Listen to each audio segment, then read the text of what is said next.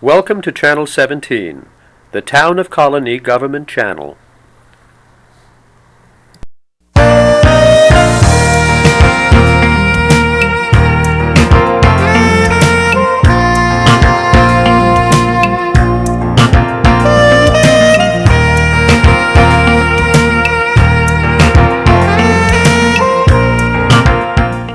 Hello and welcome to Focus on Health. I'm your host, Peggy Mello.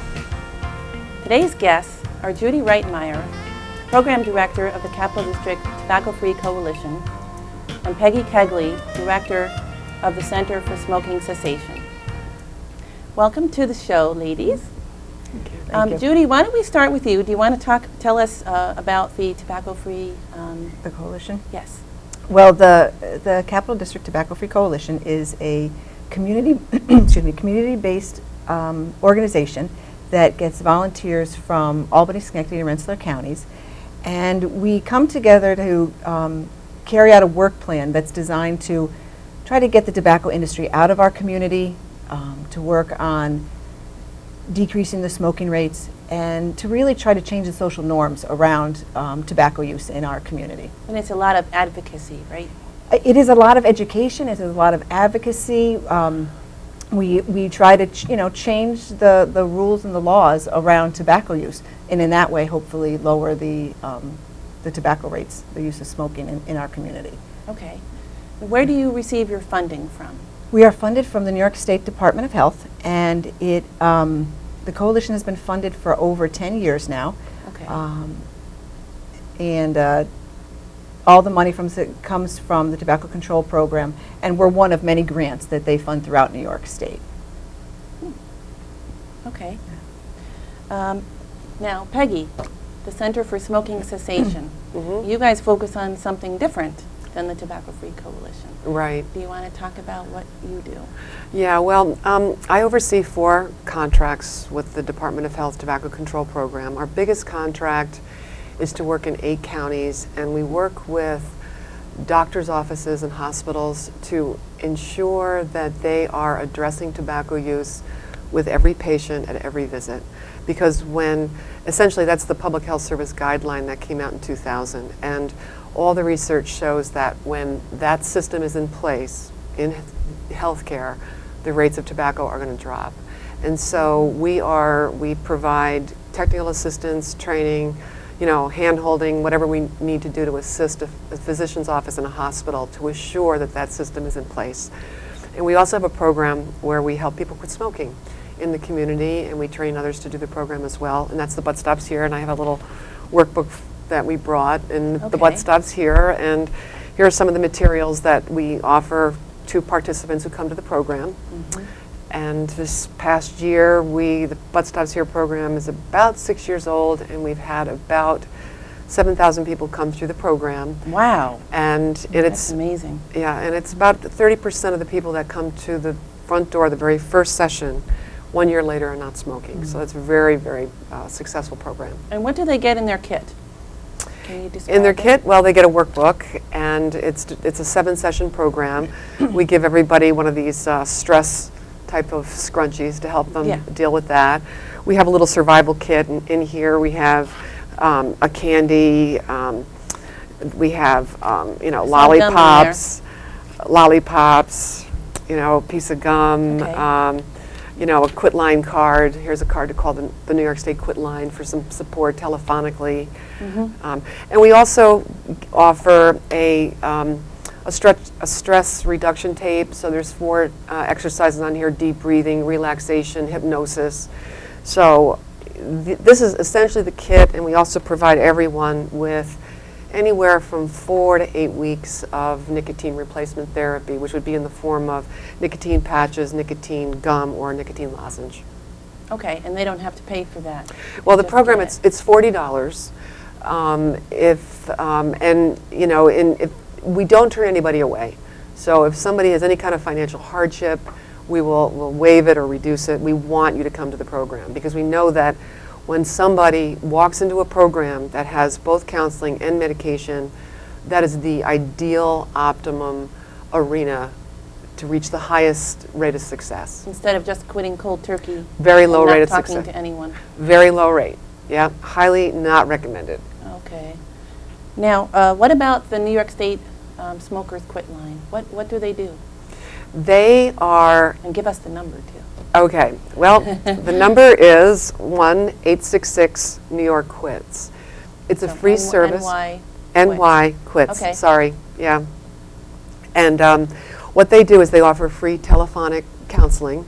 You can call as many times as you want, and they will provide a nicotine replacement starter kit, which means they will send you a 2-week supply of either patches, gum, or the lozenge. So it's a great tool. It's especially great with the doctor's offices that we work with, because the doctor only has so much time to counsel a patient around smoking. But with the physician, there used to be a big abyss. You know, the physician would say, you know, you really got to stop your smoking. But then they say, well, you know, how am I going to do it? What's out there? Well, now the physician can say, call the New York State Quit Line. They can help you immediately. They can give you medication and counseling. So it's really a tremendous service in the state. And what about the Facts to Quit program? What's that? That is a feature of the New York State Quit Line, which is really excellent. Because what happens is that physician's one-on-one contact with that patient, patient may be there because they've got pneumonia, they've got the scare of their life, and they are highly motivated to quit. We want to capture that. And so what a physician can do is say, you know what, let's fill out this form. As a matter of fact, why don't you fill this out? We're going to fax it to the New York State Quit Line, and one of the counselors is going to call you within 2 days. Okay. So you can give a card to a patient, and maybe 1 out of 10 will call. But if you do the Facts to Quit program, all 10 of those people are going to get called. So it's a really strong referral, very proactive referral. And how do you get through to the doctor's offices? How do you actually get? Do you actually get the ear of the doctor? I mean, what are your tricks to do that? Yeah, we do, because a lot of physicians really do want some help with, because they feel very helpless. It's a #1 cause of preventable death. And the illness that associated with smoking is horrendous. You know, I mean, emphysema, heart disease, what, 50 cancers are associated with. I mean, so physicians are actually very welcoming to our program. We're free. Yeah, some people are like, I think I got this down, I don't need your help. But we have not really had too much trouble getting in the door and working with physicians' offices. Wow, that's great. Yep. I'm just wondering if it has more to do with the nurse reminding the physician than the physician actually remembering. Actually, it's a team handoff. The nurse reminds the physician, the nurse brings it up, then that prompts the physician to bring it up. So it's a system that we want to see in place. Okay. Now, the actual quitting, what works? Let's talk about patches first. How do they work? Okay, all of the nicotine replacement products, which is nicotine gum, which are the over-the-counter ones, are nicotine gum, the nicotine lozenge, and the nicotine patch. They're over-the-counter. Prescription is the nicotine inhaler. Actually, I have one of those right here, which is kind of like, it looks just like a cigarette. You take this thing, and there's a little cartridge where you can take out the little nicotine cartridge here, and you Looks open like illegal drugs. Yeah, it does. It looks like paraphernalia. You put the cartridge in here, and then you just zip this back in, and you puff on it periodically throughout the day, and after you start getting a buzz from it, you know you need another cartridge type of thing. And this is also the nasal spray. This is also a nicotine product, a nicotine replacement product that's prescription only. All the nicotine replacement products work equally the same. Not one is really better than the other. It's really a matter of preference. What's most popular? Is the patch most popular? I'd say the patch is the least labor intensive. You know, you put it on, you leave it there, and you're done, and it maintains your level of nicotine pretty much steady all day long. So I would say is the most popular. Is there a cost factor with any of these? Are any of them very expensive? Do you think they could be less expensive? They're expensive. Some of the insurances, however, do cover them, like Medicaid covers all the medications. Blue Shield, MVP, CDPHP, they all have some type of coverage for some of the medications. Wow, that's great. There's 2 other non-nicotine medications. One is Wellbutrin, or Zyban. And that is an antidepressant that they just haphazardly discovered helps people quit smoking at the same time. So that's been very helpful for smokers, because a lot of people who smoke are actually self-medicating a depression. So that Wellbutrin has been great for that group of people. Is that in conjunction with something else? Wellbutrin with the patch or with something else? Or is it just by itself it helps? By itself. Oh. Yeah, now, there's been some research on combining. Some research has shown that that is effective. Others have shown that's not so effective. But the last medication and the most recent to come out is Chantix. And that right now is really, the effectiveness of that is got all these other ones beat. And It's pretty amazing how that works. Can you describe? yeah, it's a partial antagonist. And so what that means is when you start taking that medication, it begins to block the uptake of nicotine in the brain. So what happens to people about getting addicted to nicotine is that when you inhale a cigarette, that nicotine is in your brain in 7 seconds, it hits the reward centers, and out comes a little blast of dopamine.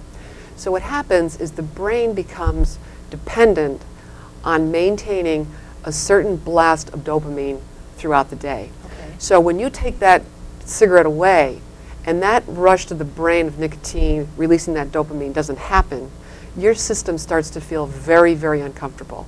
And the craving to smoke and the craving to reach a pleasant balance, the brain can't reach that balance on its own anymore, because the nicotine has been really pushing the envelope on the dopamine. So there's a time period of about 4 weeks where the brain has to readjust with the body to kind of figure out how to produce its own level of comfort without having the nicotine in it. So what the Chantix does is it blocks the uptake of the nicotine. So you can sit there and smoke, but it's not going into the brain, so you're not getting any thrill out of it. But it lets just enough in to forestall withdrawal. So that's why it works, and it's been really successful with a lot of people. Now, is there also coverage, insurance coverage? Yes, think there is. That is an expensive medication for sure.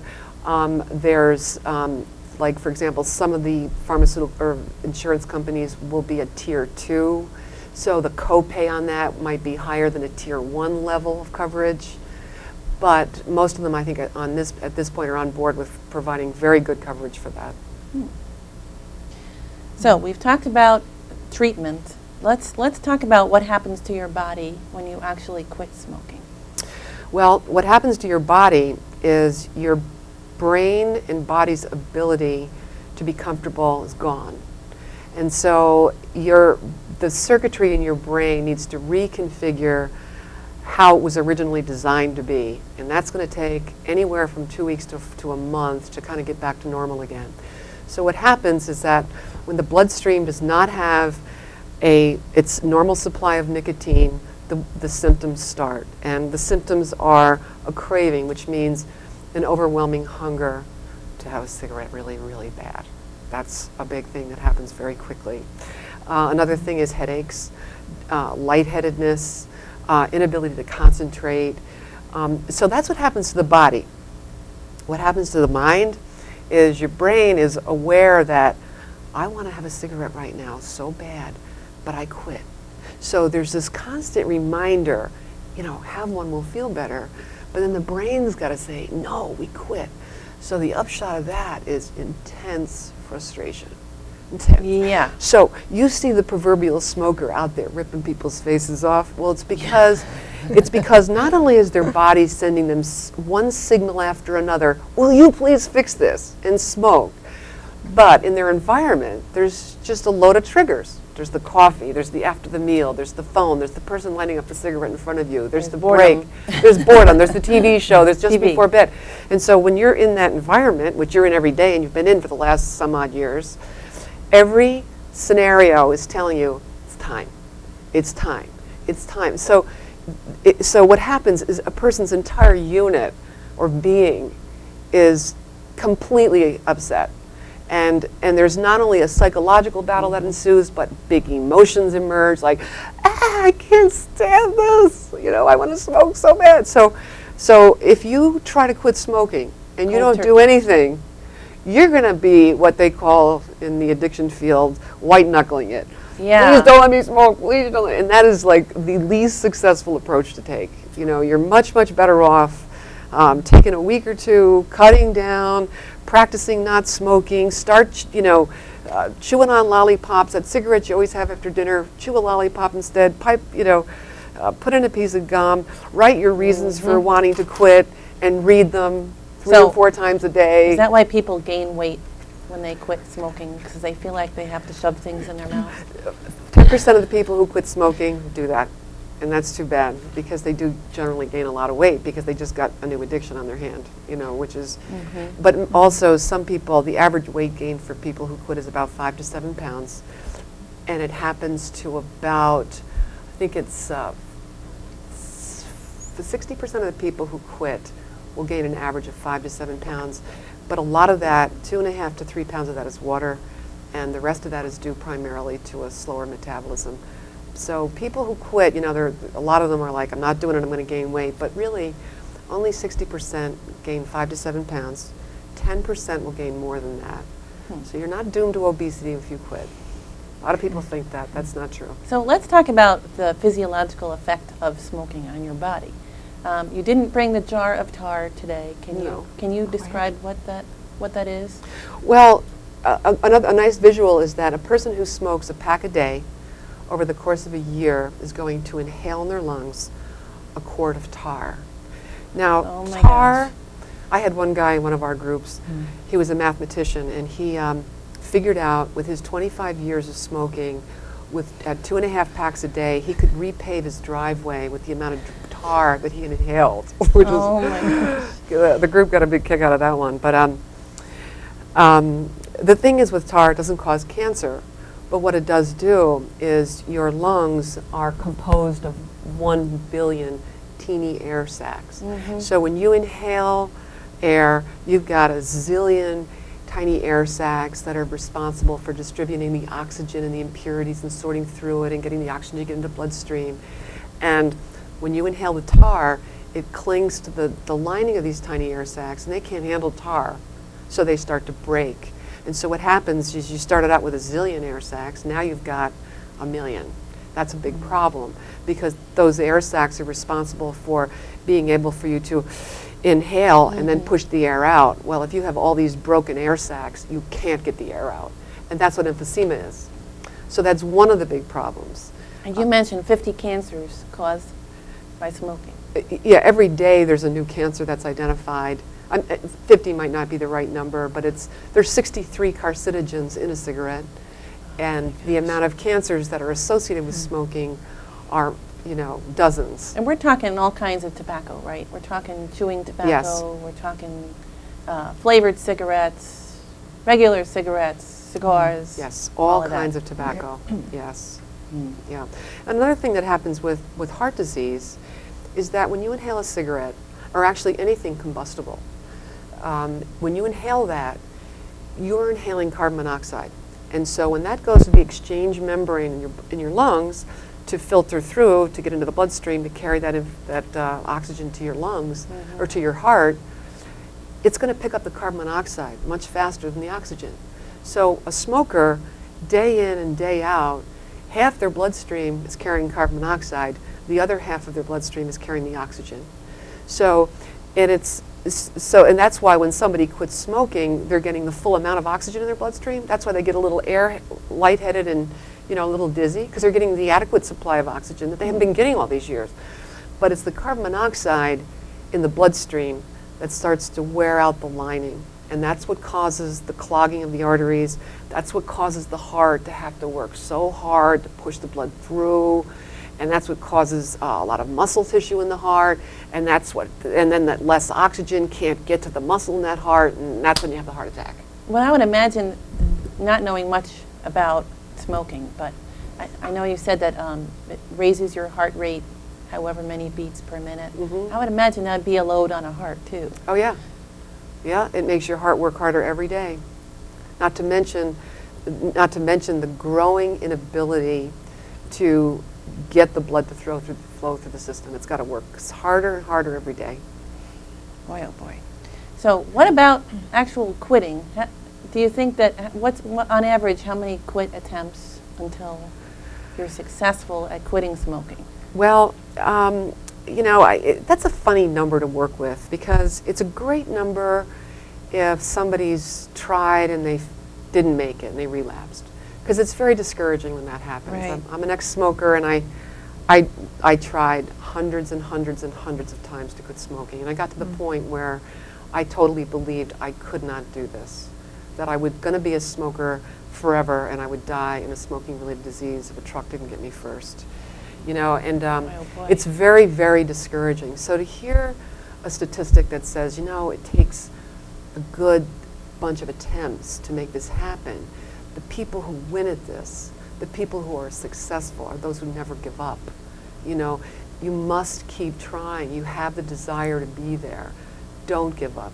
And the statistics show that by people who do keep on trying, they do get there. It's when you stop trying that you really don't succeed. And I think it is a positive number to think in terms, and this number changes every day, but probably 4 to 7 quit attempts. And a quit attempt means you've been off of cigarettes for at least 1 full day. So if you've got some history where you've pulled off, a couple of those, you're in good shape statistically. Good shape. I'm just wondering if whenever there's a relapse, that somebody starting smoking again, if it's always triggered by something, an event, by something stressful, or they just can't take it anymore and then they start up again.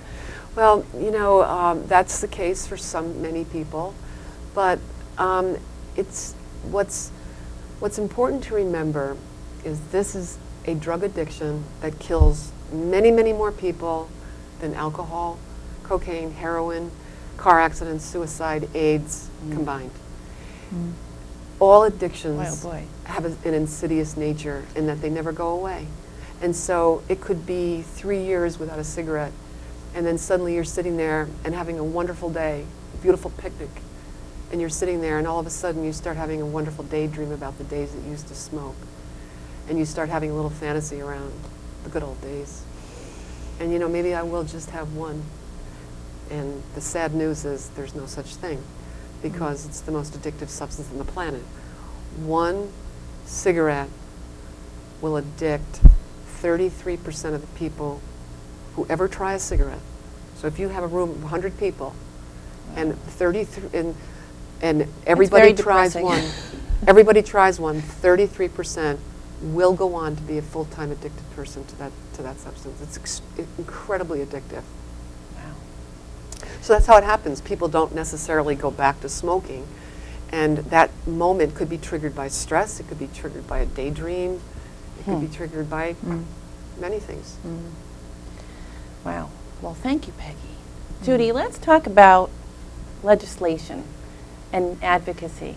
How have laws affected smoking in New York State? Well, New York in 2003 passed the Clean Indoor Air Act, the law that bans smoking in all places of employment. Primarily for us, where we saw it was the restaurants and the bars. And that was huge because no longer could you go and have your beer and your cigarette and sit at the bar. You're going to have to take that extra step and go outside and smoke. So it made life a little bit more difficult for smokers. And it made the places where you could smoke fewer and fewer. And the whole idea of that is to hopefully push people that are on the cusp of thinking about quitting to actually quitting. And we have found that that's what happens. The smoking rate in New York State has dropped. It was around 22% back in 2003. And now in New York State it's about 17, 18%. So just that one piece of legislation has pushed, tens of thousands of people to quit smoking.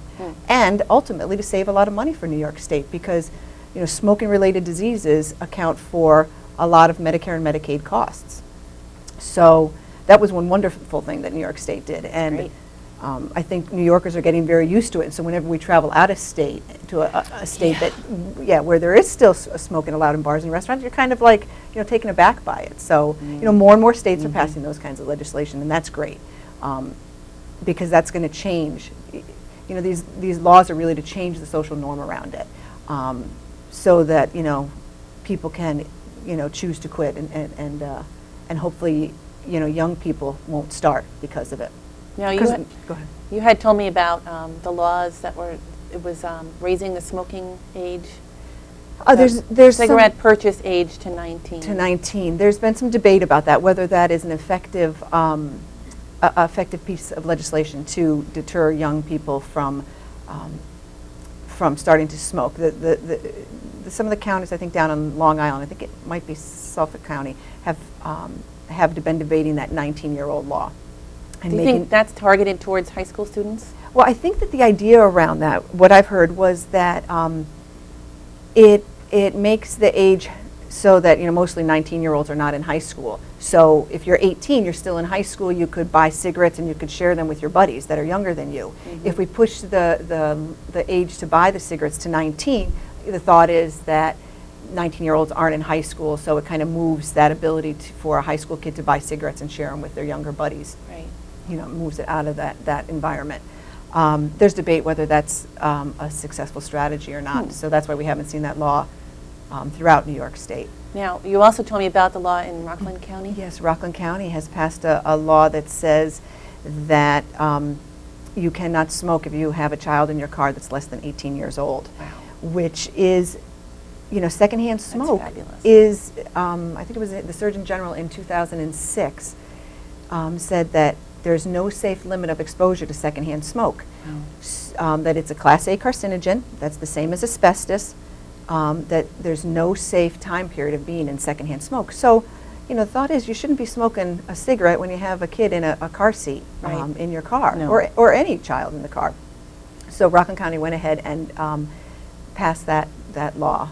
Mm-hmm. That, again, the idea is to start to change how we see smoking.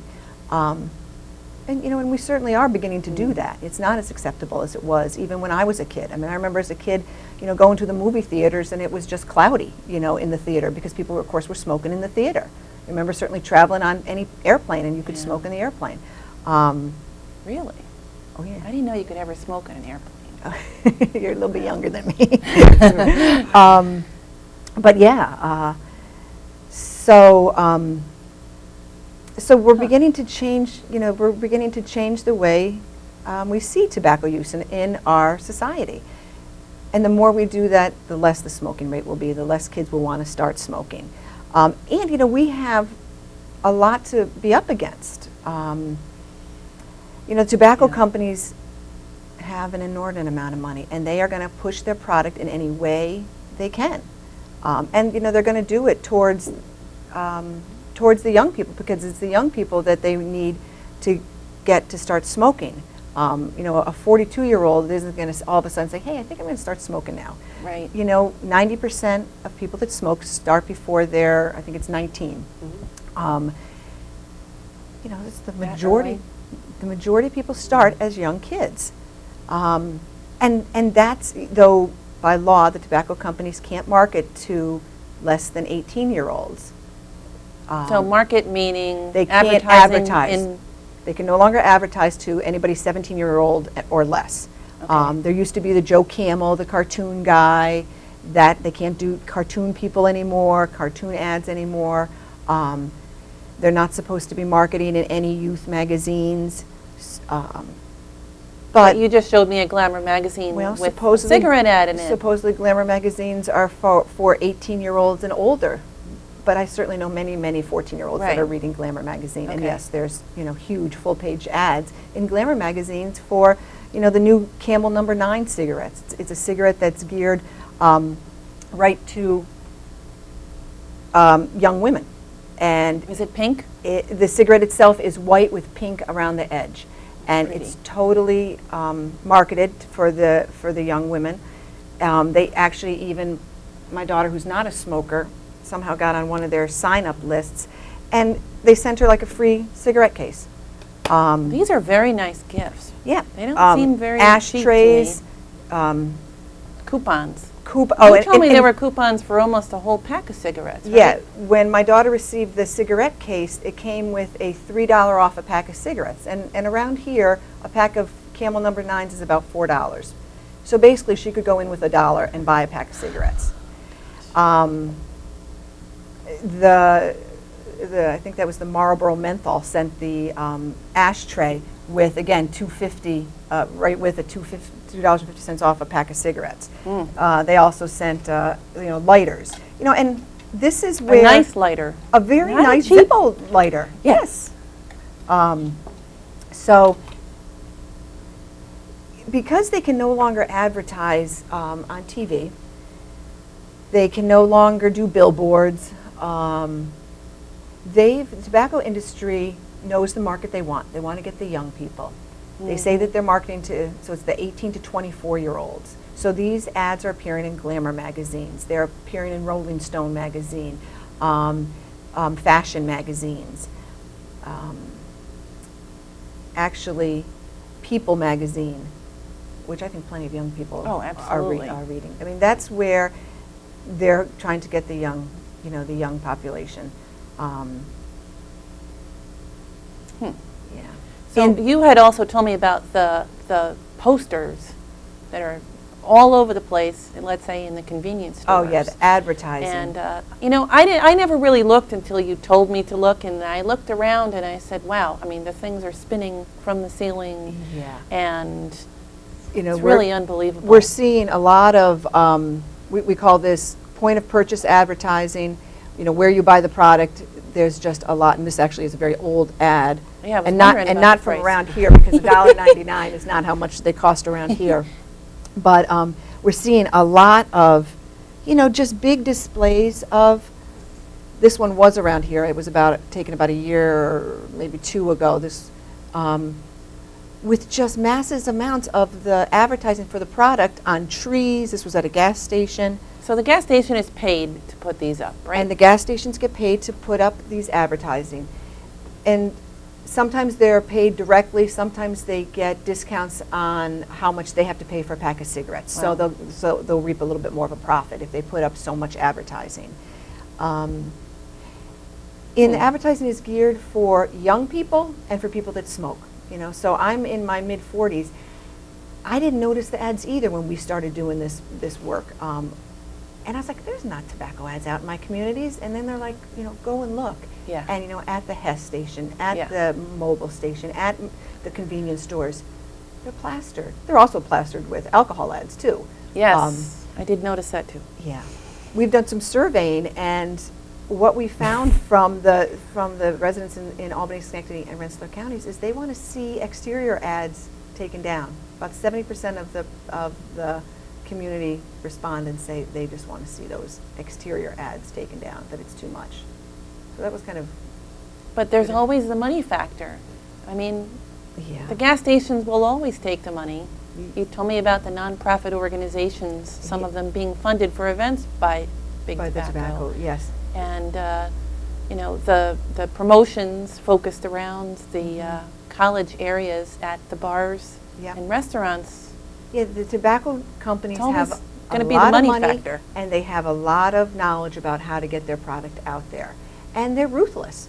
Some of the mailings, one of the mailings that Marlboro did around their 50th anniversary was free tickets to this great concert that was going to be up at a venue up in Clifton Park. And, they were there giving away coupons. They were there, pushing their product. And then tobacco companies will go to the bars where the college kids go, where the young kids go, and they will get them to sign up on a mailing list. And so they can get the free stuff that way. And, So it seems to me that the focus really has to be on the, what did you say, the 18 to 24? 18 to 24-year-olds. So somehow schools need to be involved in all of this, right? And Have we're your starting to work- grassroots efforts tried to get smoking out of schools? Yep. Well, we're trying to work with some of the colleges. We have a huge college population, certainly, in our capital region here.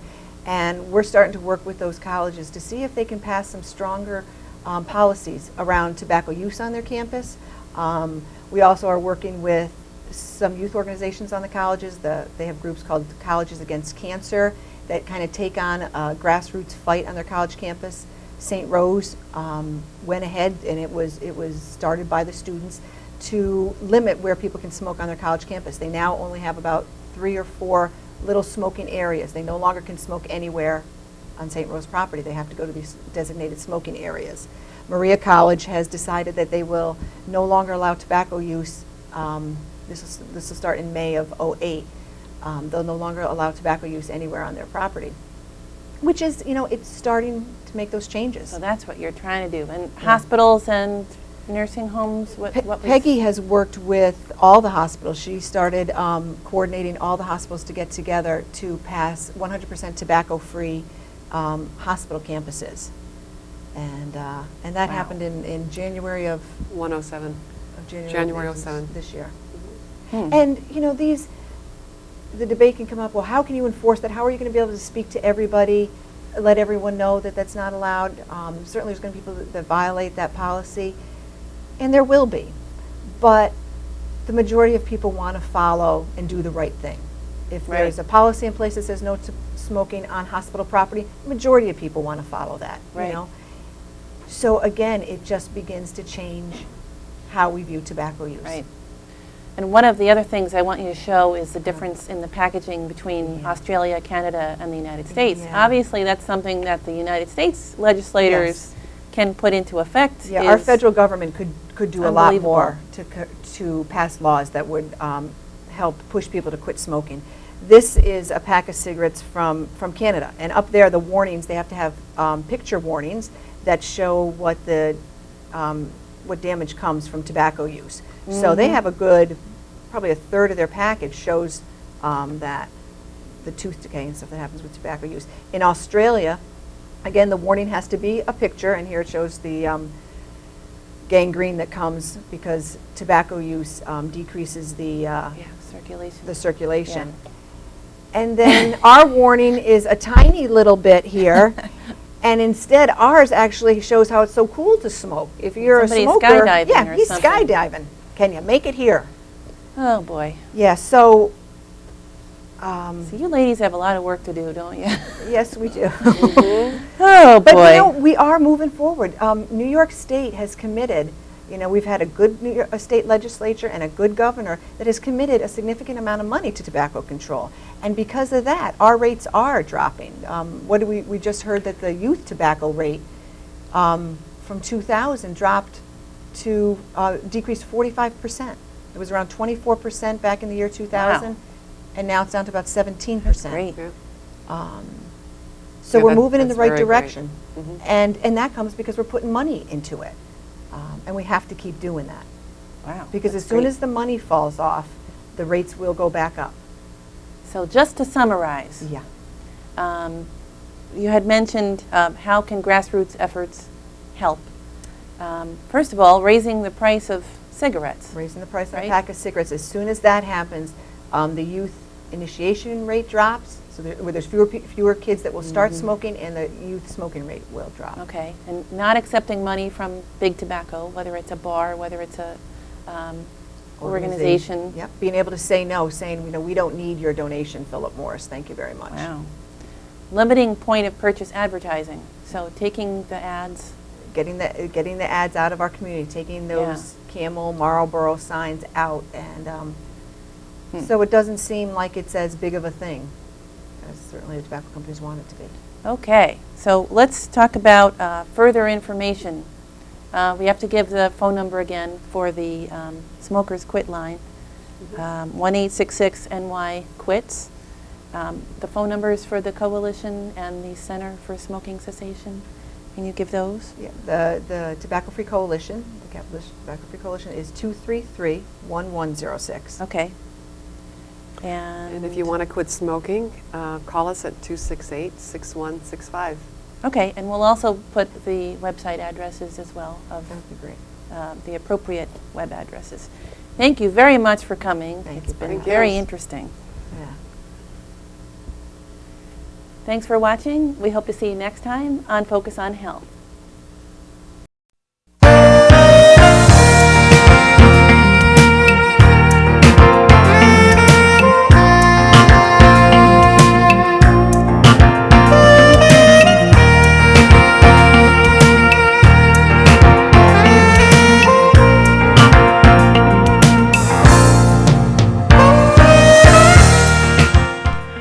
Welcome to Channel 17, the Town of Colonie Government Channel.